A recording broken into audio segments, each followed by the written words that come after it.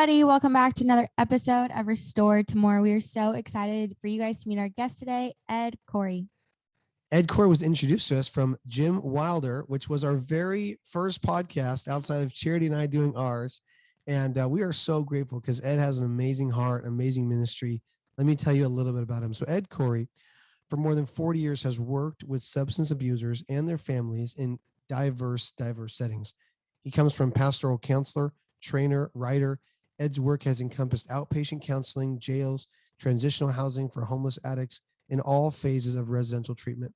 He's the president of Equipping Hearts and has written several books, including the Restarting Workbook and Facilitator's Guide, Becoming a Face of Grace, and with Dr. James Wilder, also with other authors, Jim Wilder, Chris Coursey, and Sheila Sutton. He wrote Joy Starts Here, The Transformation Zone. He also wrote the Connexus Program and Belonging with Dr. James Wilder. So grateful to have you on the show, Ed. Thanks for being with us today. Thank you. I'm really glad to be with y'all.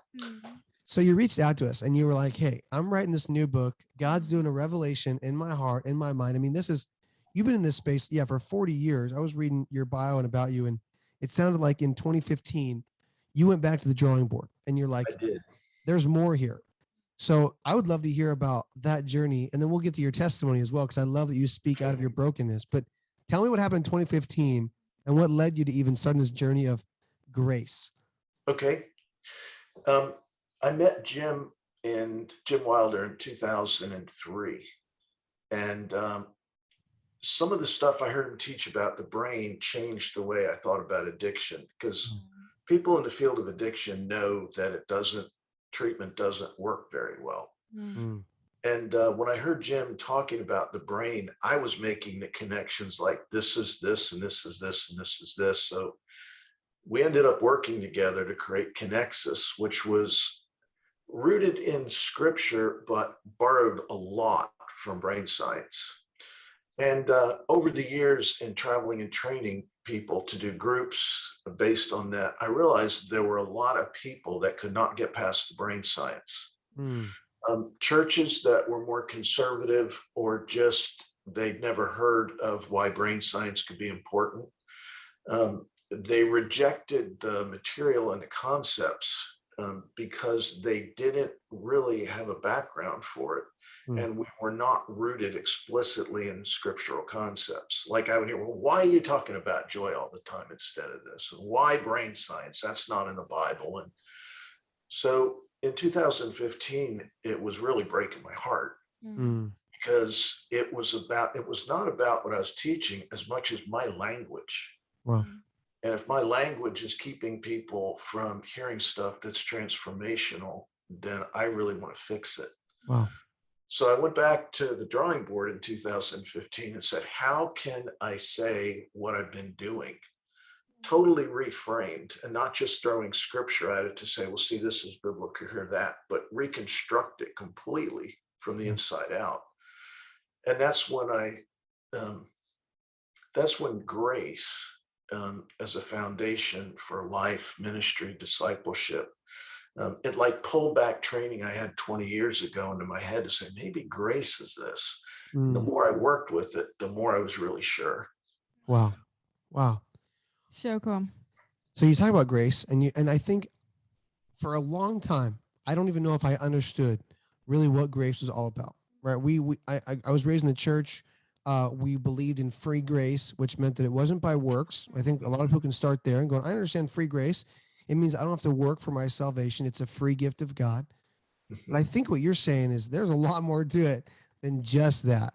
And throughout my journey, it was like, what does grace really mean? And how much does grace empower us and equip us? And how do I live by grace? I mean, there's so much in the Bible that I think can be not even talked about. And so I would love for you to educate us on what are the components of grace that excite you the most, that you're like, oh, I just wish people could grab a hold of this more.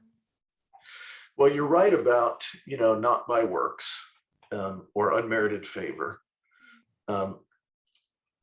But when as a new Christian, I go like, grace, cool, unmerited favor. And if you ask what's unmerited favor, you get, well, that's grace. And it's like, so I read a book, or I heard about a book called Paul and the Gift by a guy named John Barclay. Okay. And Barclay is a scholar. I mean, his book is like that. It's the kind of things you read if you're very serious about something. And so Barclay starts by going back to ancient Greece. And he says, what did grace mean in Greece? Because grace is not a word Paul made up. It existed. And Barclay's point is that real grace is always relational. Like you can only experience it truly in a relationship. So he said, what did it mean in Greece? So it meant, let's suppose, Clinton, you were from a higher social status than me, whether it was political, military, economic, social, whatever. And you thought something about Ed, I want to have a relationship with Ed. So what you'd do is you'd call your servant, because you were a rich dude and you had servants, and you would give him a gift. That was the charis. That's the Greek word for grace. And you would tell him to bring this to Ed's house and tell him it's this charis. So servant knocks on my door. I answer the door, and the servant goes, this is a charis from Clinton. My understanding at that point is Clinton is offering me this gift as a way of starting a long-term, enduring relationship that is entirely mutual. So me accepting the gift is committing to an ongoing relationship with you that will last over time. It really means you saw something in me that was special to you. I had favor. If we were going to talk about it, Tay, we might say your favorite, you're special. So grace to me became like my head blew off. I mean, it's all back together, but it blew off because, okay, grace is first always relational. It's this gift that starts a long-term relationship, and it means that God sees me as his favorite, as so special, that he would send Jesus just for me. And the cool thing about God is he sees all of us the same way. Like me being his favorite doesn't mean you're any less his favorite. So you're saying that gift, that it's called charis. Am I saying that right? Charis? Yeah. So that gift from God to us is Jesus. Yes. That is his son's death on the cross. It says, and this is his sign that he wants a long-term relationship with us that's mutual. Exactly. And what's embedded in that is when God sees me or sees you both, he sees someone that's his favorite. So everything that goes with being special and favorite to someone in a relationship is directed towards us very specifically, very individually, which is pretty fantastic.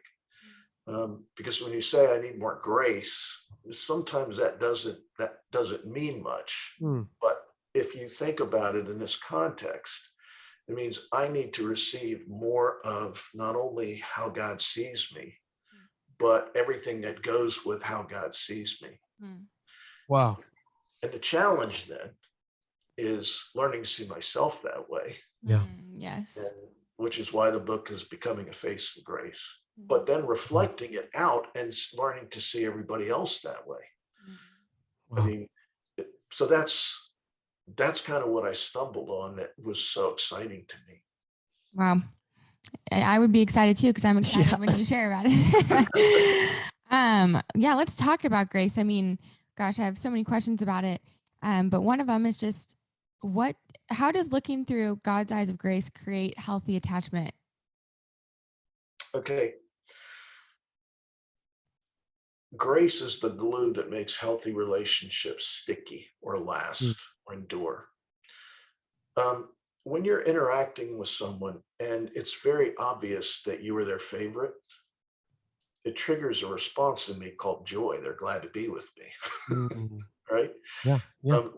Grace and joy are two forms of the same Greek word. So where you get grace, special and favorite, you get joy, which to my brain is someone's glad to be with me. Wow. And that is the basis for bonds that are healthy, that last and that endure. Learning to see myself that way allows me to walk in the freedom of being special and favorite without having to prove myself. So when you think about what kind of things make relationships stick. Being special and favorite is not only good for us emotionally, but it's great for our brains. It's great for our neurochemistry. It's great for us spiritually. Well, that's good. That's good. And then what you had said, I think, and talk about in the book a little bit, is how it's really crucial because what or who I love the most determines behavior. Yeah. And so now it's not only, oh, I love you and I want to be with you, but when that could be that's either going to be in a very healthy way, or it's going to be in an unhealthy way, or it's going to be to an unhealthy person or an unhealthy thing like pornography, sexual addiction, substance abuse. And so those are now we're kind of messing up how we can be wired, how we're supposed to be wired in the presence of grace. So would you say in that situation, grace is being omitted? Is it being misused? Is it misguided? Is it misunderstood?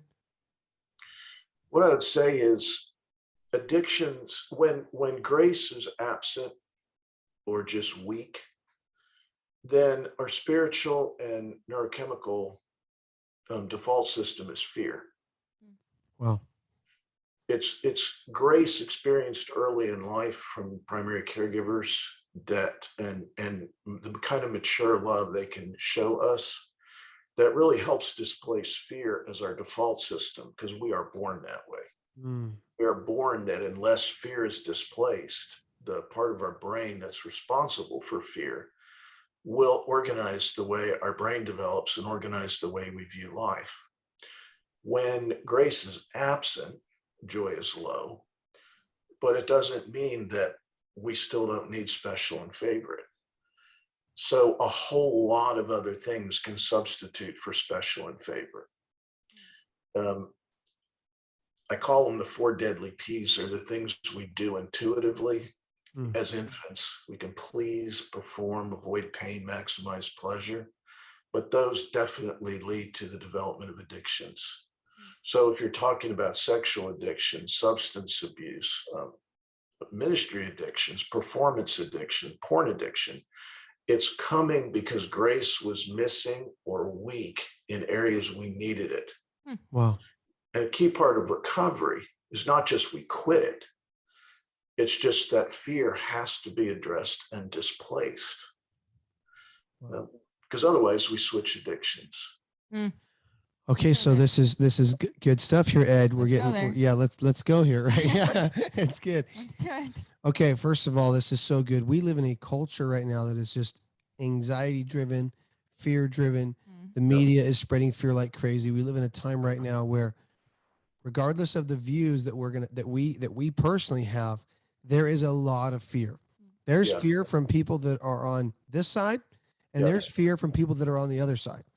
And so what we're talking about is that this fear, we can see how powerful it is driven in society. But if we're willing to look inward, I think what you're asking us to do is, how much has fear driven our life? And where are we being driven by fear right now? Is it a fear of financial hardship, so we're addicted to work, we have workaholism? Are we fearful of unacceptance, and so we're performing in every area of our life? Are we fear-based, that we are unlovable, and so we are people-pleasing in a way that's trying to make us lovable? And that's what I hear you asking, is like, hey, and it's connected, and the problem might not have stemmed with you. What I hear you saying is there might be this area of our life we got to look back in and go, well, where were you not nourished in a way that developed grace and joy, and where did fear start taking over? Yeah, that's exactly right. And I want to say that perfect parents are as common as unicorns and flying horses. Okay. So this isn't, we get to blame mom and dad because see that we always knew they screwed us up. No, that's not it. Yeah. Parents kind of give what they have to give. Yeah. Totally. So if they've got a gap in an area, we'll probably have a gap in that area where we just haven't experienced special and favorite to the degree that we need it. It's not that anybody did anything wrong. That's the thing. This isn't about creating a culture of victimhood and people that victimized us. It's just saying we live in a fallen world where fear is our default system. We're born that way. And it's not even that they did this, so fear became our default system. It's just, we're born that way. Wow. It just has to be displaced. Can you tell me those 4 P's again? You said them kind of quick, and I want to get them, and I want our listeners to get them. You said, go ahead. Yeah, they're the 4 deadly P's. I don't like P's anyway, so now I can who does? really, Come on. really Yeah. pleasing, performing, which are really about our sense of security and significance in life. The other 2 have to do with pain and pleasure. 1 P is about pain, avoiding the things that make us feel uncomfortable or just bad. And the other is figuring out what feels good and maximizing it. Yeah. So it's kind of, those flow directly from fear, and they tend to cause us, we tend to have fear-based attachments in those areas where grace is missing or absent. Okay, so you had mentioned that if we don't get this thing right, then that's how you'll go to another addiction. And we've seen that a lot. Like when Clinton was in recovery, he would be like, yeah, great, these guys are sober, but now they're addicted to work, or now they're addicted to food. And he was like, I don't want that. So how do I not? Because you can like white knuckle it, and you can just like put up every block possible and work so hard, and then fall. And you're not going to the root of what you're talking about and addressing those deep rooted issues. And so my question is, how do you overcome the fear? How do you start displacing it? How do you start overcoming this so you don't just move on to another addiction? That's good. Yeah. How do you displace the fear? That's good. It's the difference between a problem-centered approach to recovery, which most recovery programs, that's their focus. It's like, here's the problem, we got to fix the problem. Just stop doing it by whatever techniques. Versus solution-centered, which is about helping us engage in connections with God and others, where we can experience what we need and grow what we need, which is grace, a sense of discovering how God sees us interactively. It's a sense of receiving that gift from other people and giving that gift to other people. That's why in the book and the other books, it's all about, here are the activities that you can be doing to start displacing fear. And it's about connecting interactively with God, but it's also about connecting interactively with others that are all working through grace. Wow. So it's really the difference between solution-centered and problem-centered. And I'm not sure that grace gets you there faster. I'm really not. I think potentially it can, but I think ultimately grace and mature love has to displace fear. Yeah. So I'm not against other approaches to recovery. I mean, I'm like this plus this plus this plus this. But the grace and mature love have to displace fear. Now, I also want to ask another question. And I think, we have listeners here, and mainly the audience is, men and women who are going through, betrayal trauma and brokenness from pornography and addiction sexually. And so I probably have some women listeners who are in the betrayal section, and they're listening. They're going, okay, but how much grace do you keep extending when they've hurt you so bad? And I don't want to give him grace, because if I give him grace, that means that he's going to justify it, and he's going to keep looking, and he's going to think it's okay. And so what would you say to the wives who are in that seat and they're listening and they're like, okay, everything you're saying sounds great, but I don't want my husband to take advantage of that. And I don't want him to use that against me if I keep on extending grace. What would you say to her? That is such an awesome question, because it really gets to the heart of where a lot of people in relationships with people of all kinds of addictions find themselves. I would say part of it is that's a misunderstanding of grace. Grace means you're special and favorite. it doesn't mean that there are no consequences for things we do that when we mess up. That's one of the myths of grace. If you extend grace, there are no consequences. Yeah. Which is kind of I don't want to label people with this, but it's sort of the way codependency works. Real grace is you're special and favorite, but you're so special and favorite that God allows you to reap the consequences of your actions. Wow. And if we've drawn a line here that says, if you continue to do this, then A, B, and C, and D will happen. It means you're special and favorite, but you keep doing it. So A, B, C, and D will happen. Okay. Wow. It's not letting people off the hook. And in one sense, this is another book that's coming out next year, but I talk a lot about codependency in it. And codependence to me is when you're carrying the weight for someone that they themselves are supposed to be carrying. Codependency is all about weight distribution. Like, am I carrying my weight, or am I trying to carry his or her weight? Because I'm afraid of what will happen if they don't. See, the part of the question about, well, if I keep extending grace, he'll keep doing this. That's because I'm afraid of that continuing to happen. Yeah. Part of my issue then is, how do I deal with my fear of that continuing to happen? Because the truth is, I have no control over whether that will continue to happen. I can set healthy boundaries and healthy guidelines. We can work through those together. We can do that in counseling, but ultimately, it's not up to me to make sure that you do that.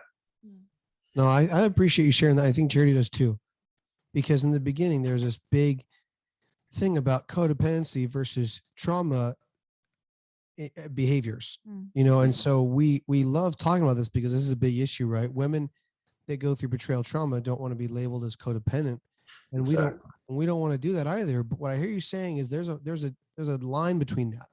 We're not saying that because your husband is struggling with sexual addiction and you're staying with him that you're codependent.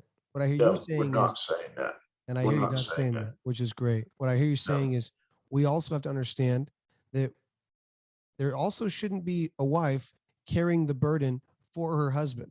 That's kind of when you start talking about codependency, is when you're now providing ways for him to continue doing this harm to you, and you're thinking that you're going to save him. You have savior syndrome. And that's different. We're not talking about when you check, when you're going through and checking things out because you're an investigator, because you've been traumatized by what happens. And that's what I love what you're saying. And grace is full of consequences. That's powerful. That's powerful to hear, Ed. I mean, we read the Bible and God says, I love you, therefore I discipline you. Yeah. And that's what you're talking about. Yeah. And there's a lot of natural consequences to wrong behaviors. Yeah. I mean, God, it's like the world works that way. Yeah. So, and it's sad to say, I wish people would respond to love, but sometimes we respond to consequences that get our attention and say, okay, I can't keep doing this anymore. Yep. I think that's more men, Ed. I think women are smarter than that.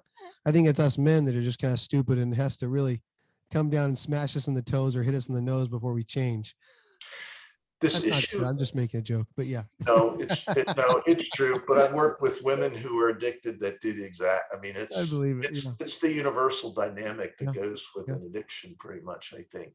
Hey, I wanted you to talk about those beeps. I was reading about that, and you were talking about these beeps, and you were saying addictions, both substance and behavioral, all flow from the root of fear, when grace is weak or missing. And then you said use the term beeps to describe addictions. Can you talk about that a little bit, what those are?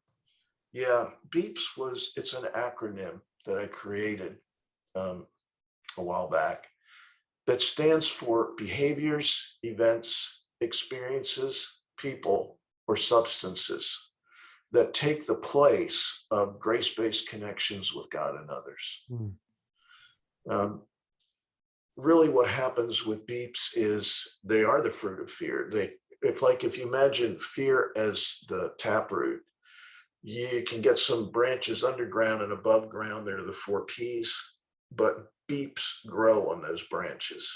And the problem is, because beeps change how we think and how we feel, because they trigger dopamine through the brain's reward pathway. They actually run the same circuitry that the experience of grace and joy are supposed to give us. And the more we the more we encounter beeps, the stronger our relationships with beeps grow. The more likely they are to start even displacing healthy grace-based connections with God and others. Beeps are a jealous lover because in the end, it wants you for, or they want you for themselves. They don't share space. They don't want to share attachment space with us. Wow. That's good. It's those pseudo drugs that we think are going to fulfill us, but in reality, it fulfills for like a minute. It's good. Yeah. I'm sorry, my camera seems to be going wacky. Can you see that, or is it just me? It got a little fuzzy, but it's all good. Okay. Yeah, I apologize. I'm not sure what it's doing or why it's doing it. Oh, it's all good for sure. I want to ask you this as we kind of wrap up here. Two things, right? I love that you're so focused on helping us get back to joy of connection with God and with others and with our spouse. I just got talked about this because we did a reel today, and the reel today was all about how I was running from God, even as a Christian. There are parts of my heart, the hallways of my heart. I had some locked doors there, and I didn't want to go back to that, and I didn't want to open those doors. I was scared. I could worship God for these areas of my life, my wife, our financial provision that He had blessed us with, my children. I could be thankful that I was saved. I knew I was a sinner, but there were these areas of my heart that I was just running from God in and with. And I know that your goal for people is to get back to connection with God. Where does grace play a part in all of this understanding so that we can not be afraid? Because it's fear. It was fear. Yeah. I was scared. I honestly, in my journey, and I don't talk about me a lot on this podcast, but I didn't understand why God didn't heal me when I knew He was able. I begged Him most of my life to come in and change me, and he didn't say yes to that in the way that I thought He would. Yeah. And so those became these closet doors or even these bedrooms that I just thought, I don't want to talk to God about that because I'm scared. I'm scared of the response. Was God not able? Did He not love me enough? Yeah. And so I know your heart is for people to get back into this connection with God and really an all-encompassing relationship, not a compartmentalized relationship with God. Where does grace play a part in that? It plays a huge part. And I need to say this to preface it. It's not grace doesn't play a theological part. It plays a relational part.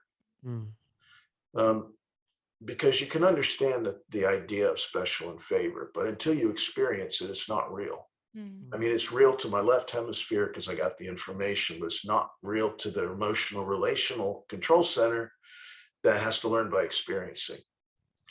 So part of there are two prongs to this. One is starting to experience being special and favorite to God in areas that are not necessarily triggering. Okay, that it's almost like if I can't go to God with little stuff, I will continue to hide the big stuff. So it's like, given where you're at, what can you start being honest with God about today? And what can you interact with Him about today? And I know from experience and working with people, the more we start to experience special and favorite in the little things, it grows our capacity to eventually start talking to Him about areas where the doors are closed and we've maybe thrown away the key. We don't even want to go in there. But it's a process of growing in that relationship with Him till it becomes possible. That's why spiritual disciplines are important, because they are the things we can do today to help us get to places and things we can't do today. So it's always direct with God. And it's part of why in the materials and the stuff I create, there's always solution-centered stuff that gives us a taste. But the second prong is relationships with other people. Sometimes, one of the things I learned about God is you can never say God just doesn't do this because sometimes God does. Sure. But for most of us, it requires experiencing special and favorite from someone else in the areas where we do not see ourselves as that, which are often where the doors are locked and the key's been thrown away. So being able to build trust with someone in special and favorite to where we can open and start to disclose what's going on to them and still be seen as special and favorite, it's a real key. If we're talking to someone that can't see us that way, then what ends up happening is more shame and more condemnation, and the door gets slammed and locked even tighter, because special and favorite is a huge gift we give each other. So I really look at both prongs. It's God as we're building capacity with him, and other people as we're growing in grace and learning to see each other the same way. Generally, all the doors don't crack open at one time unless you have hit an absolute extreme bottom. But I think that's, to me, that's the key. It's got to be from God and from others. And sometimes it starts with others first and then God, sometimes God first and then others. God knows which way we're going to be able to receive. And we're special to him and favored enough. He finds those for us. Oh, such a good challenge. And I think if anyone's listening to this right now and you are just feeling like, wow, that's me. Like there are parts of my heart that I've just kept locked up. I love what you said, Ed. It's just that challenge to take baby steps. It's where can you start? Where can you start being honest? And I think it's so encouraging to hear you say, you don't need to share that with everybody. You have to find those safe people, the people that are going to view you the way Jesus views you. Yeah. Are they viewing you through grace? Are they viewing you as a child of God who is loved and set apart and chosen and paid for? I mean, all that. And I think that's a very challenging thing to ask. And I think it's worth us all analyzing ourselves and going, okay, do I have that? What parts of my heart am I hiding that need to come out, that really want to come out, who want to live that free life? I would imagine that in order for us to be people that reflect God's grace towards others, we have to go there in ourselves. Yes. And the more we go there, we will actually be prompted and safe enough for other people. Would you agree with that, Ed? Yes, you receive it and you begin to reflect it. And the more you reflect it, remember, grace makes attachment sticky. The more you reflect it, the more people will be drawn to you, especially when you are focusing special and favorite on them. Wow. It's just such a cool dynamic. I love that. Ed, this has been an awesome podcast. I am so grateful that you made the time today to be with us.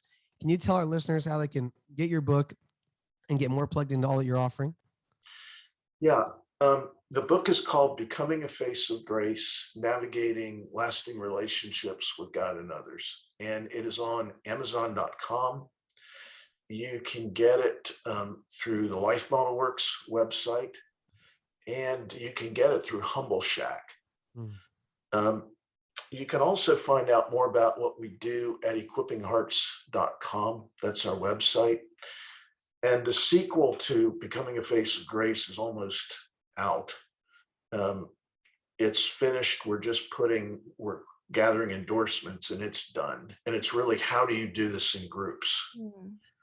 The last book is now in editing, and it's called The Weight of Leadership: How Codependency and Misplaced Mercy Undermine Life and Relationships, which is really looking at doing life from fear or from grace, particularly if we're leaders. But yeah, if you go to our website, you'll find out more about when the other books are going to come out. We'll make sure we put all that in the show notes for anybody listening to this. They can click on it right there and get right on it. So, Ed, thanks again for being with us. What an incredible podcast time this has been. Thank you so much. Yeah, thank you. Thank you both. This has been awesome.